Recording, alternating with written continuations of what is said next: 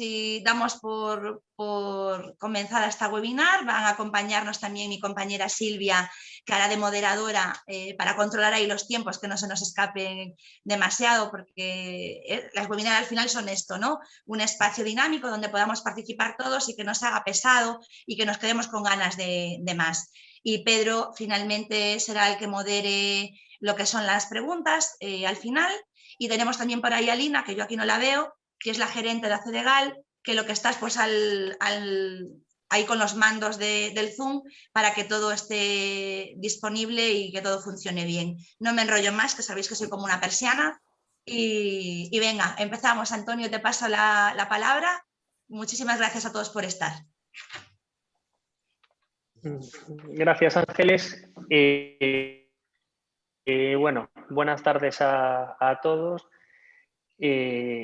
En especial, pues bueno, a la Asociación de Centros de Día, a Ángeles, a Pedro y a Silvia, ¿no? Con los que pues desde el mes de septiembre que llevo pues como director general, pues yo creo que hemos establecido un diálogo y una comunicación pues muy fluida y que además, pues bueno, ellos son vuestra voz, sé que os representan bien, además son personas con las que da gusto trabajar. A veces pues, podemos no estar de acuerdo en todo, pero sí que es cierto que mantenemos una relación constante y fluida y además yo creo que transmiten de una forma muy intensa pues, vuestras necesidades, vuestros anhelos y vuestras ganas, ¿no? De hacer cosas. Y yo creo que desde ese punto de vista, pues bueno, y el hecho de que me hayan invitado, pues la verdad es que para la consellería y para mí, pues bueno, es uno que yo soy preventivista de formación y epidemiólogo, entonces, pues bueno, la pandemia la he vivido en primera persona, pues de forma bastante intensa desde el año pasado, cuando empezamos con todo esto. Recuerdo en enero del 2020, cuando trabajaba en el CHUAC,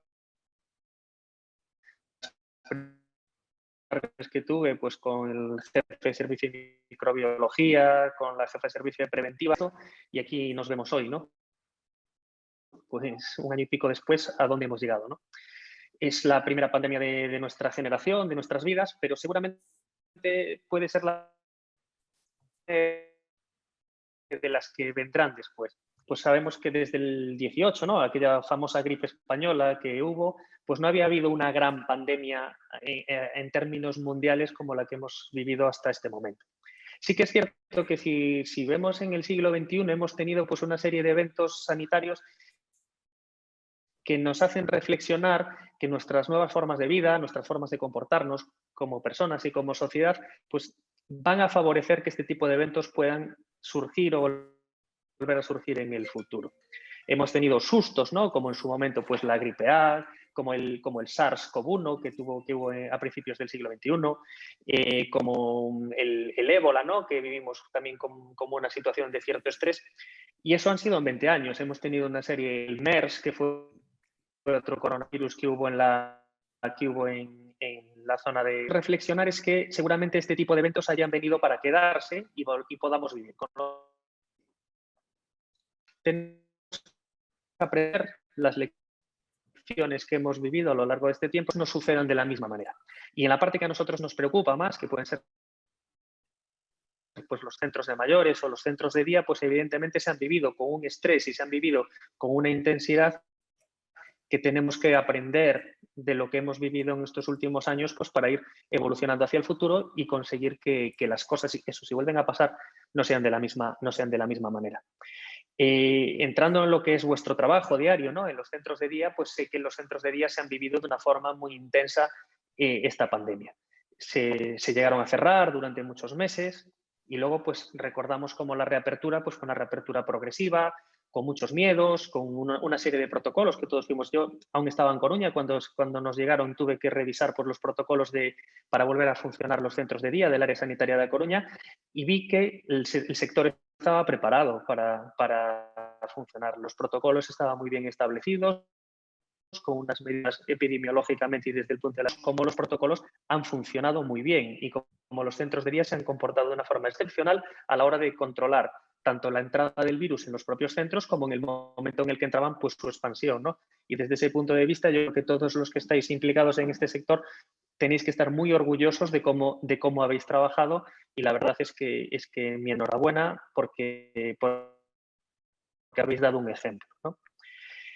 Ahora entramos ya en una nueva fase, ¿no? Ya no tenemos las vacunas, y las vacunas nos hacen ver el futuro de otra manera y nos permiten, pues, plantearnos los siguientes pasos para, pues, recuperar lo que decía Ángel, esa normalidad que si en nuestra vida que ha sido raro, pues lo vemos en algunos casos con una sensación de pérdida, pues cuanto más gente que a lo mejor pues su expectativa vital es más corta y que ve cómo determinadas cosas que entran dentro de lo que es su vida habitual, pues han tenido que dejar de hacerlas o las han perdido. Por eso tenemos que ser intensos a la hora de intentar recuperar esa normalidad, porque en el momento en el que estamos vacunados, pues ya no podemos plantearnos la vida de la misma manera como no lo estábamos. La pregunta del webinar de si nos permitirán las vacunas recuperar la normalidad en los centros de día, yo creo que sí. Yo creo que la respuesta es que sí. Y hay una frase de Churchill que a mí me gusta mucho referir, porque, bueno, en la Segunda Guerra Mundial, después de ganar una batalla, que era la primera que ganaban los ingleses a los nazis después de mucho tiempo, le preguntaban si eso era el principio del fin, ¿no? Y él decía que eso no era el principio del fin, pero sí que era el fin del principio. Entonces yo creo que las vacunas son el fin del principio de lo que hemos vivido hasta ahora y que evidentemente a partir de ahora pues tenemos una gran oportunidad pues para recuperar la normalidad y para volver a pues a retomar toda esa serie de cosas de nuestra vida normal y de nuestra vida habitual que en estos meses hemos perdido. El proceso de desescalada está en marcha. Sabéis que esta semana pasada pues ya hemos empezado a tomar una serie de medidas que hablamos con la directiva de la Asociación de Centros de Día, que fueron entre las que ellos nos propusieron, ¿no? Como la de poder compartir el personal entre esos centros que existen, centros de día y residencias, o la posibilidad de retomar actividades en el Estado, creo que también son muy necesarias, y evidentemente otra serie de medidas que han sido propuestas desde el sector las tenemos en cuenta y serán tomadas en las próximas semanas en el seno del Comité Clínico de la Xunta de Galicia, porque creemos que esto ya es un proceso imparable y que no queremos dar marcha atrás, ¿no? Sabemos que no todo depende de nosotros, sabemos que vivimos en una sociedad en la cual pues, el comportamiento colectivo influye mucho pues, en lo que nosotros podemos hacer. Hemos visto, yo creo, en las últimas semanas, pues quizá actitudes colectivas que no son las mejores o que yo creo que no son las mejores y que reflejan que aún nos queda mucho como sociedad por aprender, porque es cierto que la pandemia ha tenido mucho impacto, pero donde ha tenido un gran impacto en términos de vida, en términos de salud, pues ha sido pues sobre todo en la gente mayor, en la gente más vulnerable, ¿no? Entonces, yo creo que como sociedad debemos seguir reflexionando en que nuestras actitudes, en este tiempo que nos falta para conseguir pues, llegar a esa inmunidad, ¿no? más de grupo, que podemos alcanzar en las próximas semanas, pues tenemos que ser especialmente responsables.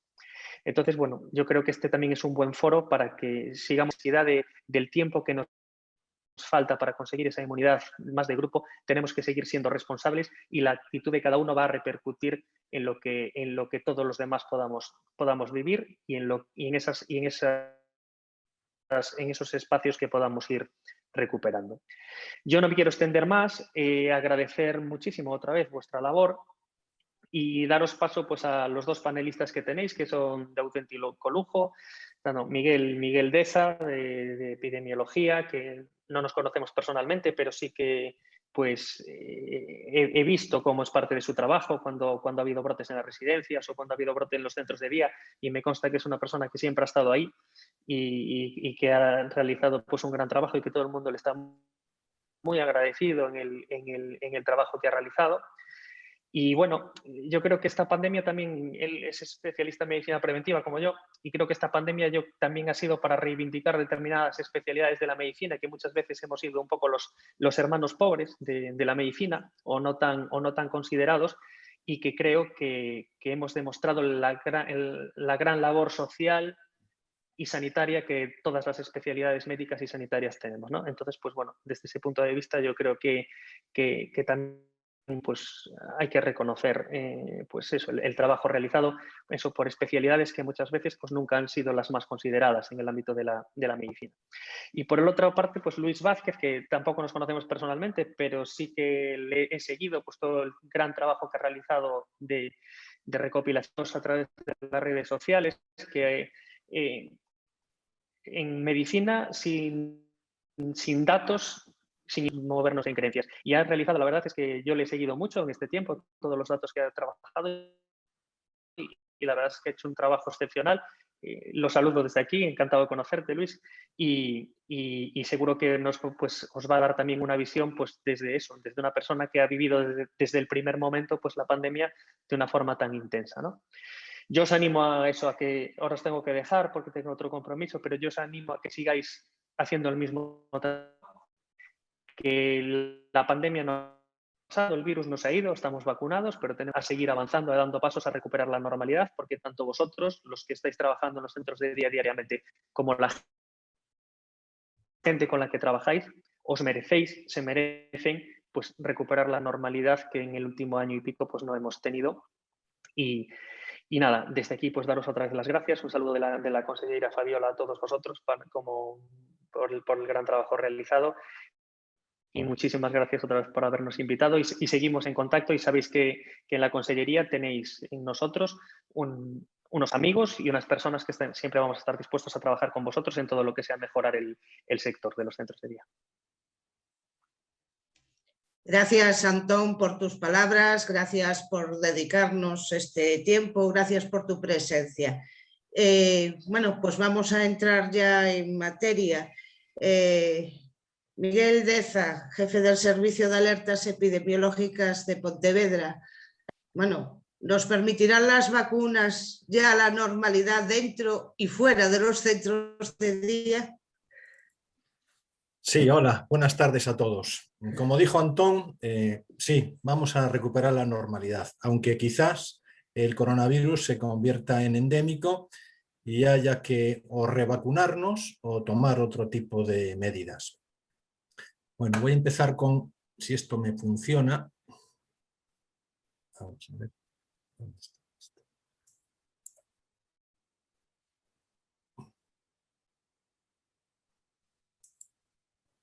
Aquí estamos.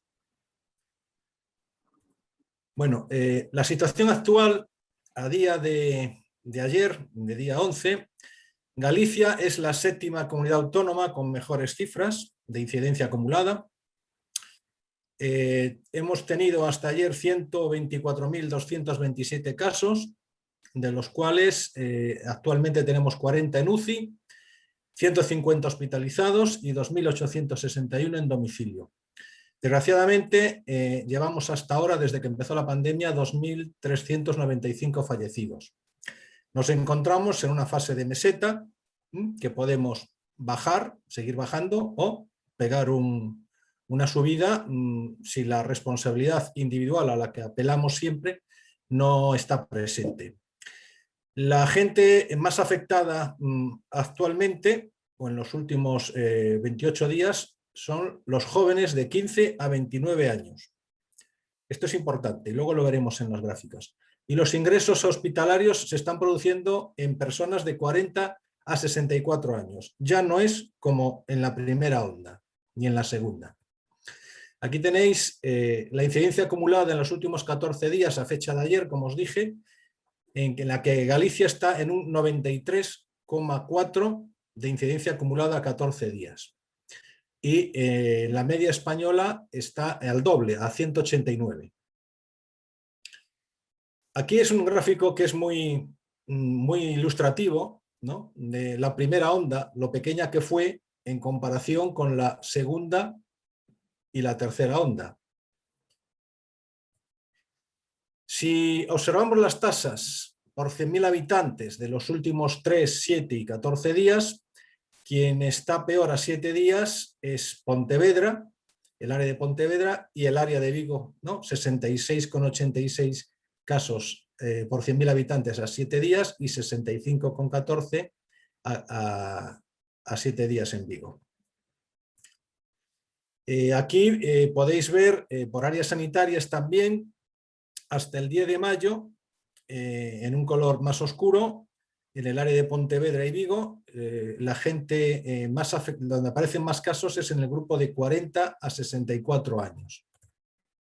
Bueno, yo no os quiero aburrir con tanta cifra y tanto dato, pero bueno, lo que comenté antes, ¿a quién está afectando más? ¿En quién estamos detectando los casos en los últimos meses? Pues en los jóvenes de 15 a 19 años, con una tasa de 69, de 20 a 29 con 61 y los de 40 a 49 con 57.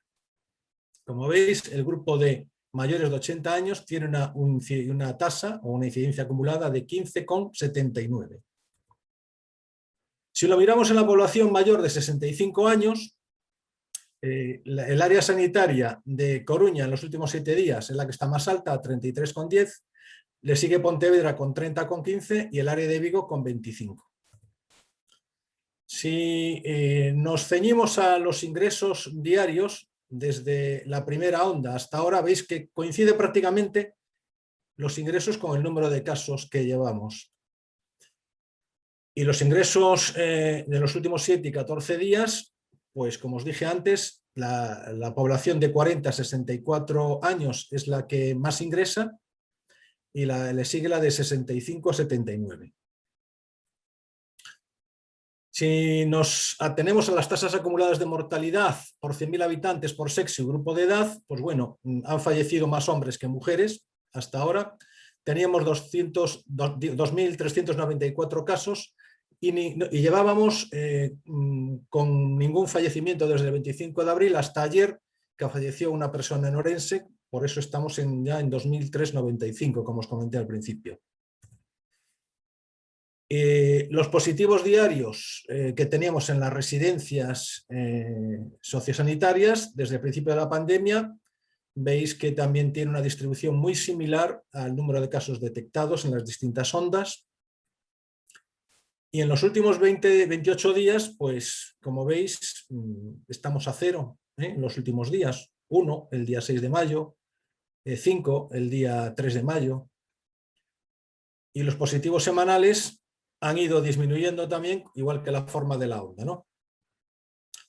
Los casos acumulados en la población mayor de 65 años, veis que está prácticamente plana, ¿no? Los usuarios de residencias, y los no usuarios está un poquito más elevada.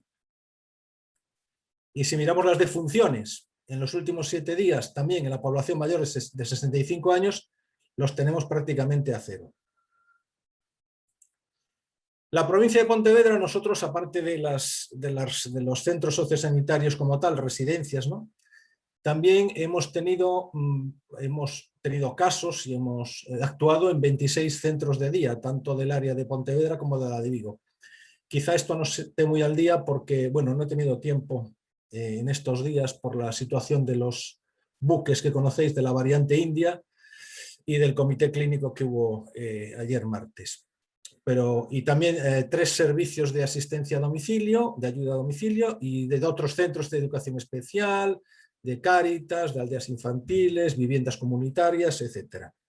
En algunos casos, como alguno de vosotros sabréis, hemos tenido que cerrar el centro. Pero bueno, yo creo que hubo un buen entendimiento entre los centros de día, por lo menos de la provincia de Pontevedra, y el Servicio de Alertas Epidemiológicas.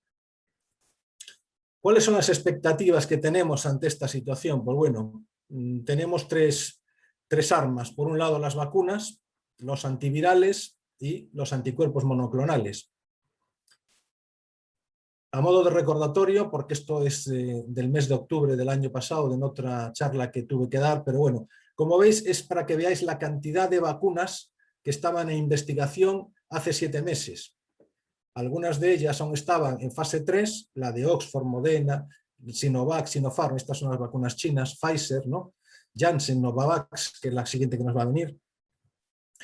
Y bueno, a modo de recordatorio, que sepáis que hay 4 tipos de vacunas en investigación, algunas ya comercializadas, que son las vacunas genéticas, las del ARN mensajero, las vacunas basadas en vectores virales que utilizan otro virus, generalmente un adenovirus, las basadas en proteínas de la superficie del virus y las vacunas más sencillas y fáciles de hacer, que son las inactivadas o las atenuadas.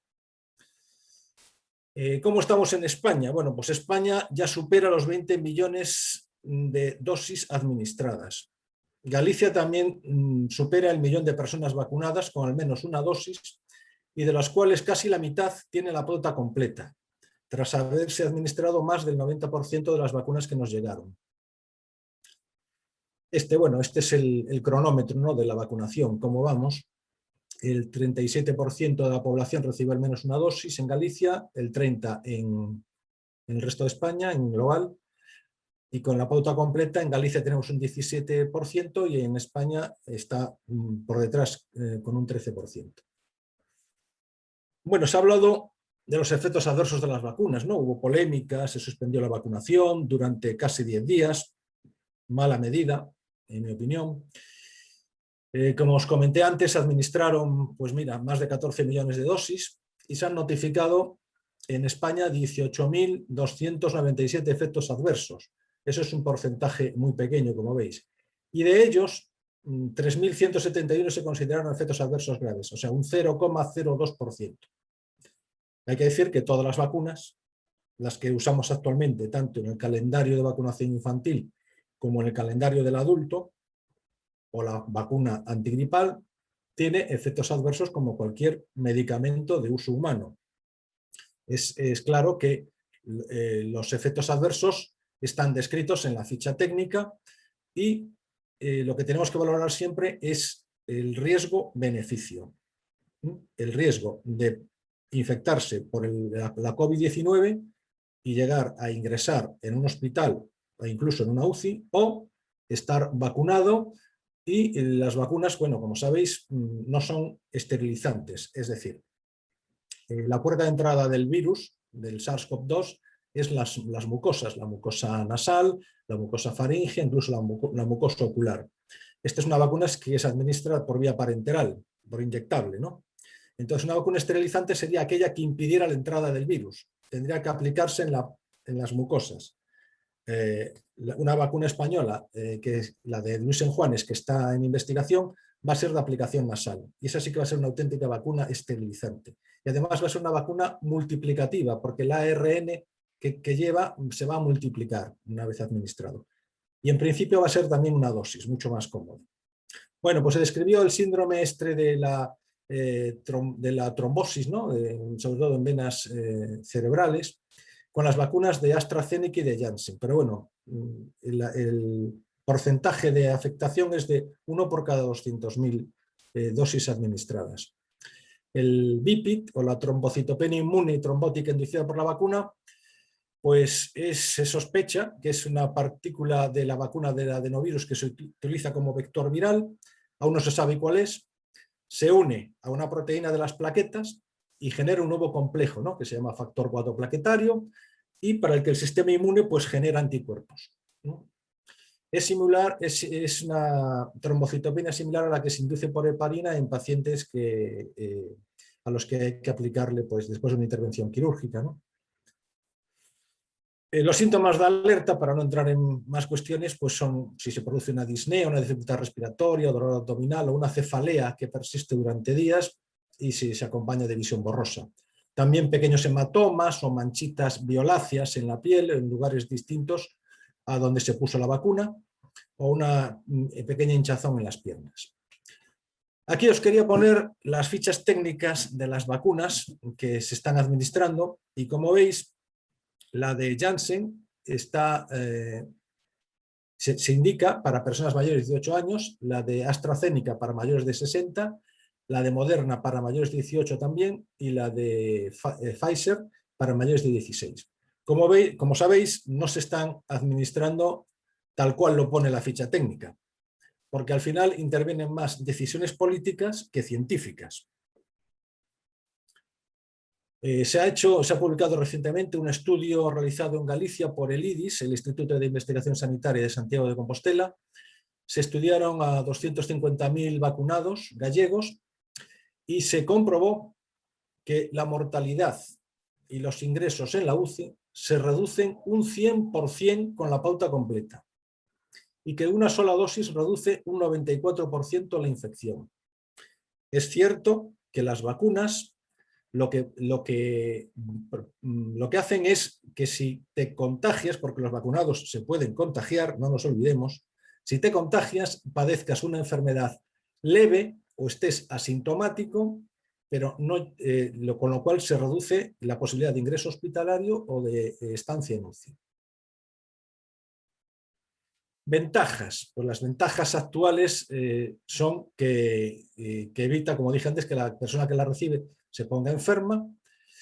Todavía se desconoce, se evita la propagación del virus, aunque un estudio en Israel, en los que fue uno de los primeros en conseguir casi la inmunidad de grupo, parecía que no había propagación del virus, que no había transmisión.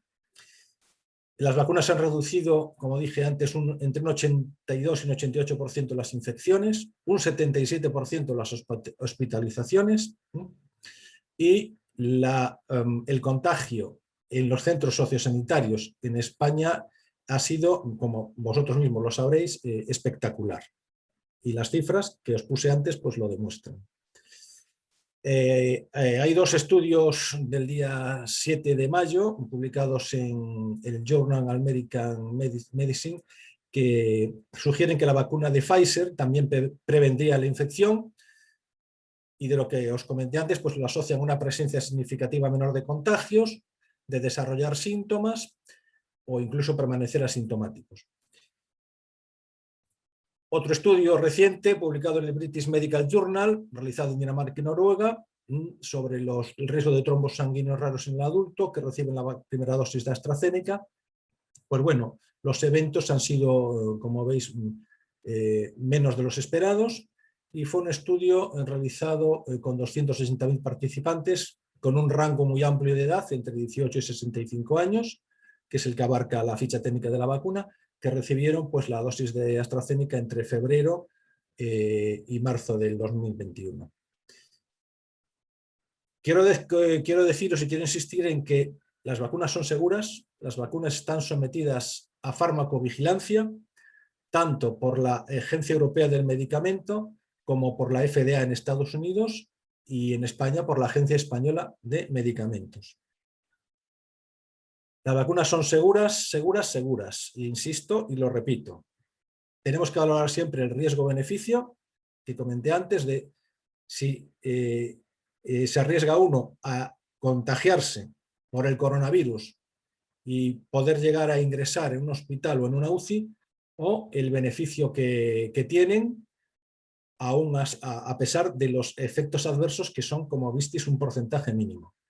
Y cuanta más gente se vacune, menos variantes habrá, porque este virus es un virus muy social, que le gusta viajar con nosotros, y lo que intenta es sobrevivir en el medio ambiente, que en este caso es el ser humano, y saltar de uno a otro, e ir adaptándose. Los retos que tenemos para el futuro, pues bueno, hay que buscar y seguir investigando vacunas y tratamientos efectivos. No penséis que se está solo desarrollando e investigando vacunas, sino también un arsenal inmenso de antivirales, de anticuerpos monoclonales, de inmunomoduladores. Otro reto es la producción a gran escala, que la hemos sufrido ya y la seguimos sufriendo. No hay dosis suficientes, no nos llegan las dosis, aunque tenemos la infraestructura para vacunar a gran escala con las campañas de vacunación masivas. Y bueno, y nada más, muchas gracias. Gracias, Miguel, por tus palabras. Gracias por ser exacto con el tiempo. Realmente, efectivamente, te controlabas, ha sido exacta. Pasamos ahora la palabra a Luis Vázquez, es médico especialista en análisis clínicos y director del laboratorio de la Clínica Quirón de Coruña. Gracias, Luis Vázquez, por estar aquí, y suya la palabra. ¿La normalidad dentro o fuera de los centros de día? Sí, bueno, antes de nada agradeceros vuestra invitación. Es un auténtico placer y un honor pues estar aquí en compañía de vosotros, de Miguel, de Antón, que son dos grandes especialistas. Yo voy a intentar ser breve y aunque, bueno, en las redes sociales pues estoy dando todos los días muchas cifras y muchas historias, aquí voy a intentar esquematizar un poquito y que después sean la gente que está viéndonos la que con sus preguntas podamos un poquito desarrollar más. Entonces voy a intentar... Uy, aquí pone que no me dejan compartir pantallas. que el anfitrión ha inhabilitado la función. A ver. Lo estamos arreglando. Ahora, a ver, espera. A ver, un segundito que que me desapareció por aquí la presentación. Vamos a ver. A ver ahora. Vamos a ver.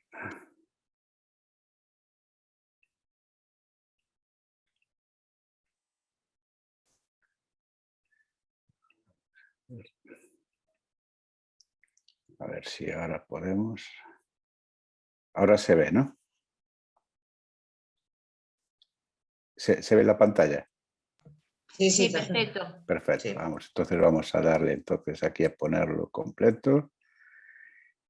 A ver si abre. Espera, que está esto. Ay, Dios mío. Es que me lo hice en el trabajo y en mi ordenador personal aquí me... Ahora. Bueno, pues la pregunta es, ¿no? Es muy clara y muy concisa. ¿Nos van a permitir las vacunas recuperar la normalidad, bueno, entre comillas, ¿no? En los centros de día y en general en la soledad y en la sociedad? Hombre, en principio sí. Si será será muy pronto más tarde, eso ya lo iremos viendo, va a depender un poquito del comportamiento social, ¿no? De la gran mayoría de las personas, pero en principio no va a haber ningún problema en que la recuperemos. Yo voy a intentar hablar, a referirme solamente al tema de las vacunas, y las vacunas forman parte, es uno de los integrantes de lo que llamamos prevención primaria, ¿no? Es intentar evitar las enfermedades antes de que se produzcan, ¿no? Entonces, otras causas, otras prevenciones primarias serían el ejercicio, la dieta, una vida sana, y las vacunas entrarían a formar parte dentro de esta prevención primaria de las enfermedades. Ni que decir tiene que, y no hay que cansarnos de repetirlo, las vacunas han salvado y salvarán millones de vidas. Estamos hablando ya de que a finales del siglo XVIII, la viruela, después en el XIX la rabia, el cólera, pues la polio, sarampión, y en lo que llevamos de siglo XXI, pues empezamos con la vacuna del papiloma humano, que es un virus que está relacionado pues, con el cáncer de cuello uterino, el meningococo, hace relativamente muy poquito tiempo, hace 5 años, que se ha ido introduciendo los calendarios vacunales habituales, y en este último año la vacuna contra el COVID, o sea, contra el SARS-2, ¿no? Contra la enfermedad que es el COVID-19. El desarrollo de las vacunas normalmente, como el desarrollo de cualquier otro tipo de fármacos, es unos ensayos clínicos que tienen una serie de fases, ¿no? Empezamos siempre a trabajar en el desarrollo de una nueva vacuna o de un nuevo fármaco. Empezamos en el laboratorio, pues lo que es la fase preclínica, ¿no? Que sería pues, normalmente experimentando con animales. Y esto, bueno, normalmente lleva un cierto tiempo. Después pasamos a la fase 1, que en este caso lo que vamos a intentar asegurarnos es de la seguridad, en este caso, de la vacuna. Utilizamos en unos pacientes la vacuna frente a otras el placebo, y después pasamos a una fase 2, donde lo que vamos a buscar es ir ajustando la dosis, la eficacia de esta vacuna, y ya en la fase 3 buscamos ambas cosas, ¿no? Tanto la eficacia como la seguridad, y en la fase 4, que ya es la que se va desarrollando según ella una vez que ya hemos empezado a utilizar las vacunas.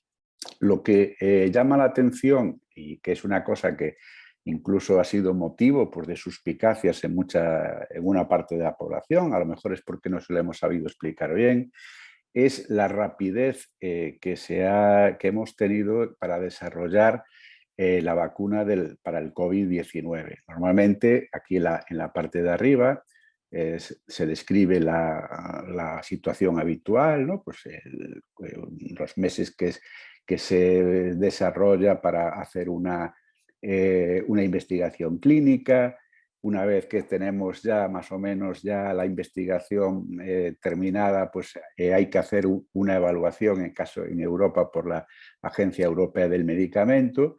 Una vez que está aprobada por la Agencia Europea del Medicamento, pues se produce a gran escala en los laboratorios y después ya su distribución y para empezar a vacunarse. ¿Qué ha pasado con el COVID-19? Pues que ha habido pues, centenares o miles de grupos de investigación clínica, con lo cual hemos podido reducir muchísimo los tiempos. Hemos tenido miles y miles de voluntarios que normalmente son un ensayo clínico normal, pues a veces te cuesta Dios y ayuda conseguir el número de personas que se presten para hacer este tipo de investigación. Y en este caso, pues ha habido muchísimas investigaciones, se han coordinado varios grupos de trabajo y se han ido solapando.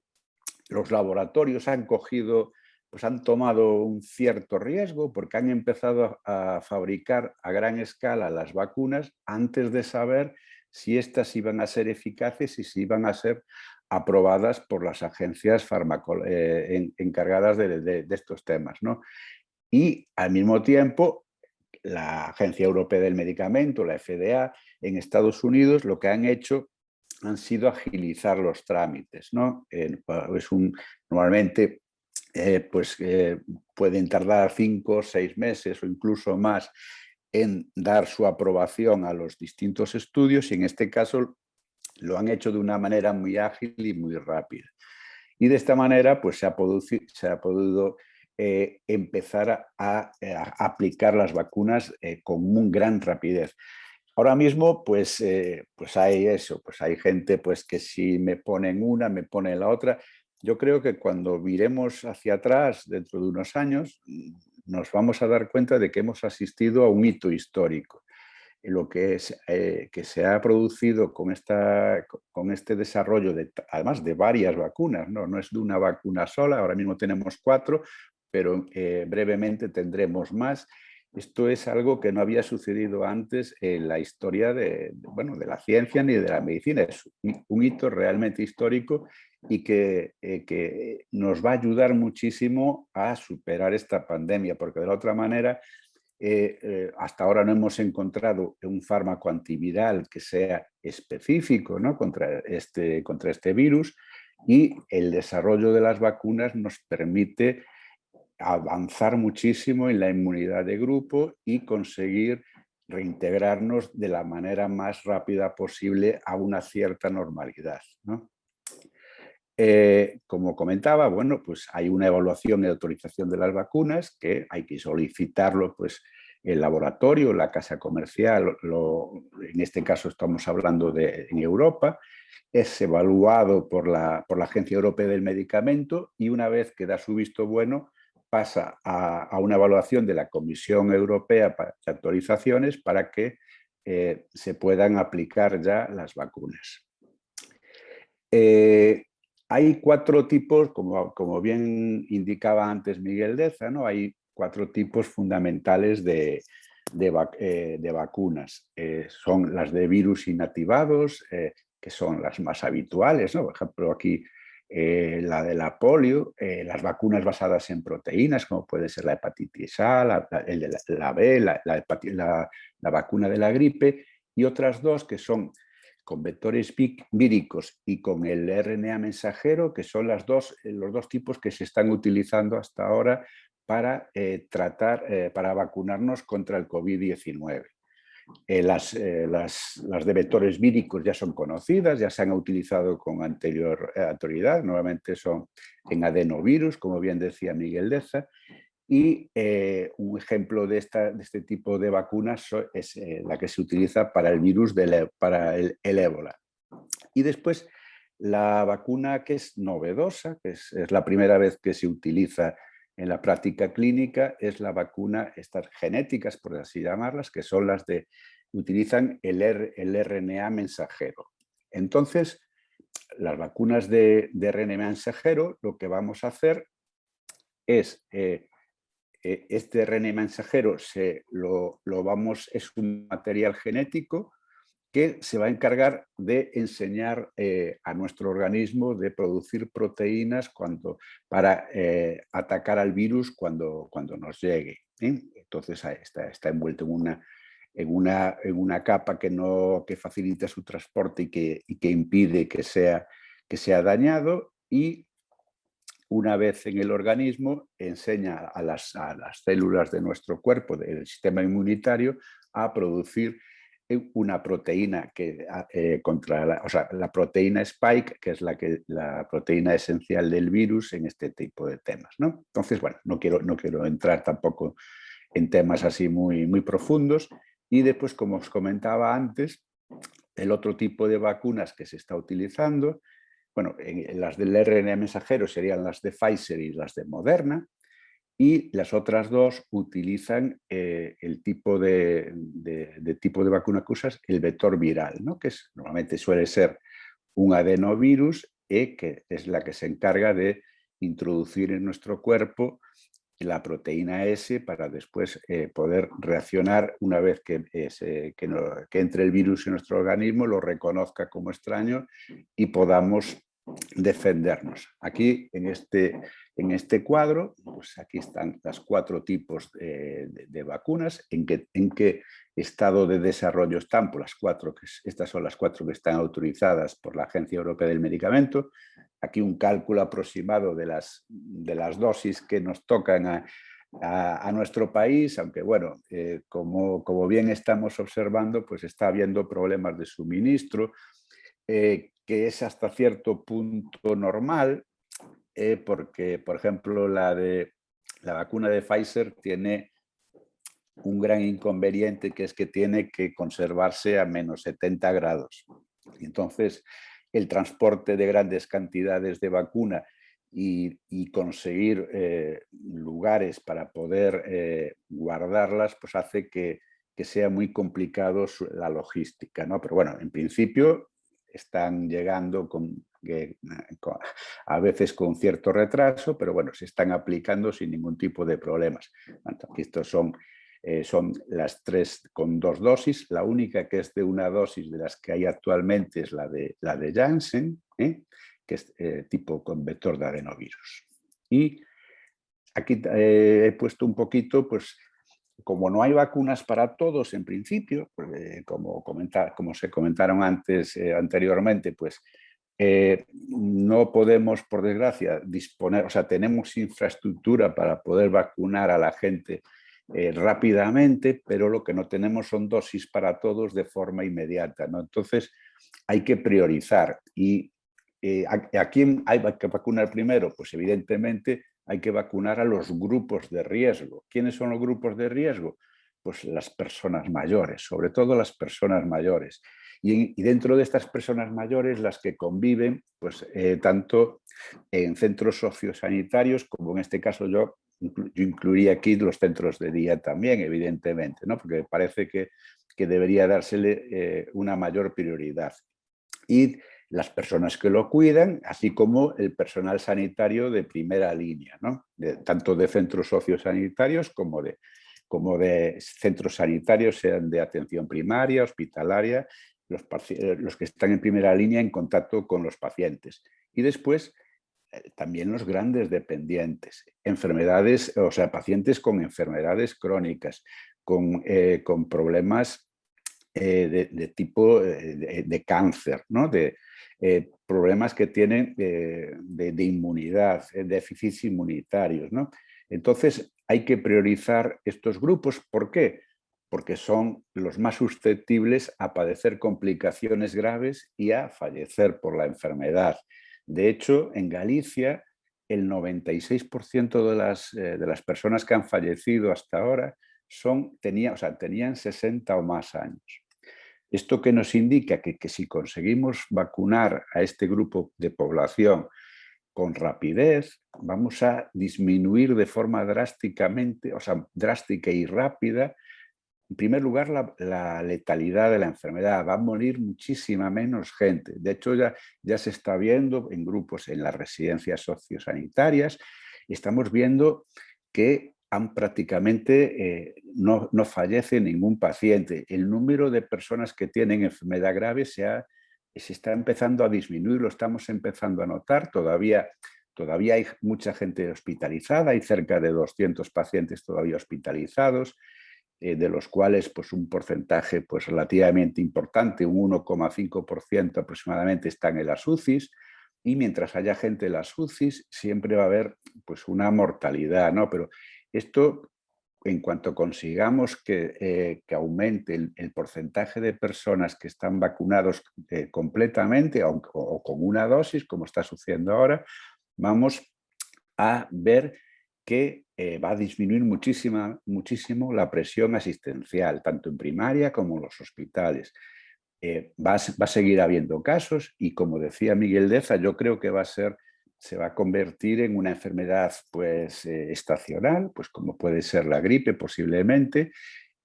Es muy probable que haya que seguir vacunándonos, pues si no todos los años, pues cada cierto tiempo que haya que revacunarse.